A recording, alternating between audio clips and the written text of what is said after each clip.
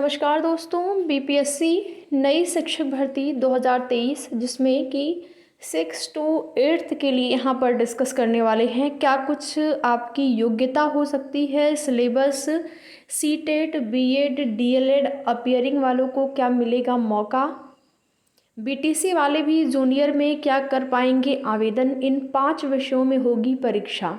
तो वीडियो में लास्ट तक बने रहें। यहाँ पर देखिए आपका जो विस्तृत नोटिफिकेशन अभी तक नहीं आया है, लेकिन जो क्लासेस हैं वो चलाई जा रही हैं सब्जेक्ट के आधार पर, क्योंकि प्राथमिक में देखा जाए तो सबका पेपर सेम होता है और यहाँ पर जूनियर की बात हो रही है तो आपका जो सब्जेक्ट होगा, सब्जेक्ट कम्बिनेशन के आधार पर आपको आवेदन करना होगा।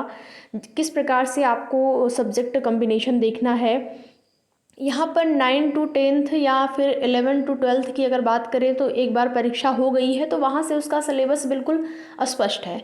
फिलहाल इससे पहले कल के न्यूज़पेपर में ये भी जानकारी दी गई थी कि जो आपका सिलेबस है थोड़ा बहुत उसमें चेंज होगा, पैटर्न में थोड़ा चेंज होगा, क्योंकि जो आपकी परीक्षा अभी हुई है, जो गतिमान है वर्तमान में, कल की डेट में नियुक्ति पत्र मिलना है तो उसमें पेपर अभ्यर्थियों का ये कहना था कि पेपर का लेवल हाई था, तो उस वजह से थोड़ा सा उसको इजी किया जाएगा, ऐसी सूचना दी गई थी न्यूज़पेपर के माध्यम से।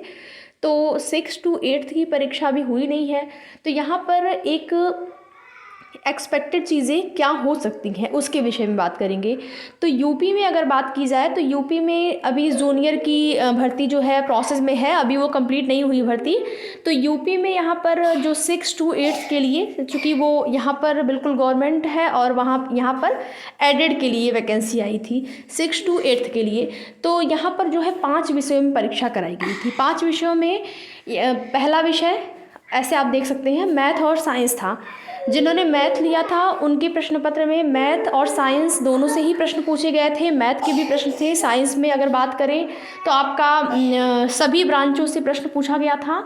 और जिनका एसएसटी जिन्होंने लिया था, एसएसटी में उनके जो प्रश्न पत्र थे उसमें हिस्ट्री, फिजिक्स, इकोनॉमी, ज्योग्राफी, इन सारी चीज़ों से, संविधान से अलग से प्रश्न पूछा गया था।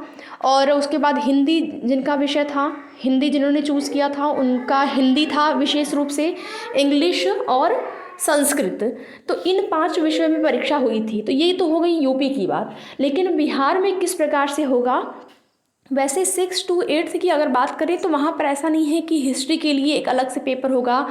हाँ, 9 to 12 के लिए जो है ऐसा होता है कि हिस्ट्री सब्जेक्ट है, ज्योग्राफी सब्जेक्ट है या फिर मैथ है, साइंस है, तो अलग अलग होगा।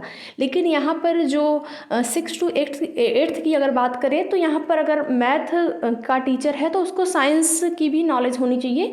तो मैथ और साइंस का संभवतः उम्मीद है कि अगर आप का मैथ है, यानी कि अगर आपने बीएससी वगैरह किया है, साइंस आपका सब्जेक्ट है ग्रेजुएशन में, तो आपको साइंस लेना होगा।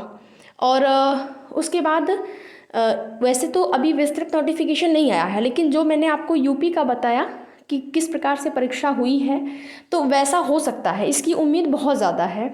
तो जिनका भी मैथ है उन अभ्यर्थियों को मैथ भी पढ़ना होगा और साइंस भी पढ़ना होगा।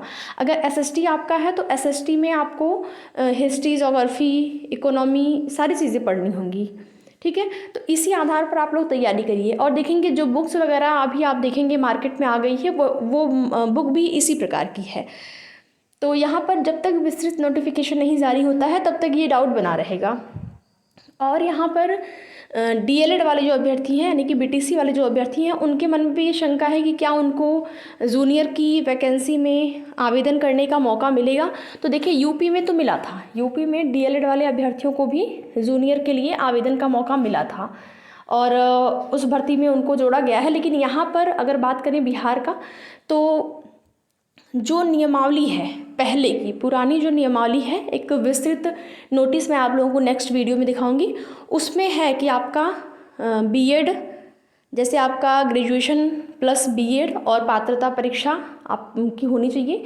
उसके साथ अगर आपने डीएलएड किया हुआ है, 2 साल वाला डीएलएड, और आपका जो डीएलएड है वो 12th के बाद का नहीं होना चाहिए, हाँ, वो आपका डीएलएड जो है वो स्नातक स्तर का होना चाहिए, यानी कि आपके स्नातक के बाद आपने जो डीएलएड किया है वो मान्य होगा, तो नियमावली के हिसाब से।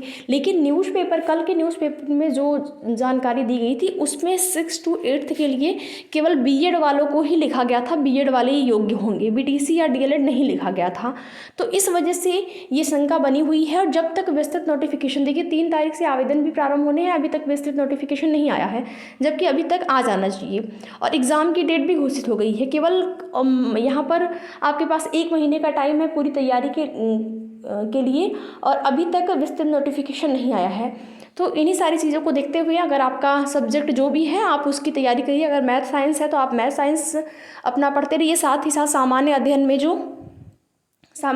में आपको जो भी चीज़ें पढ़नी है उसका आप अध्ययन करते रहिए।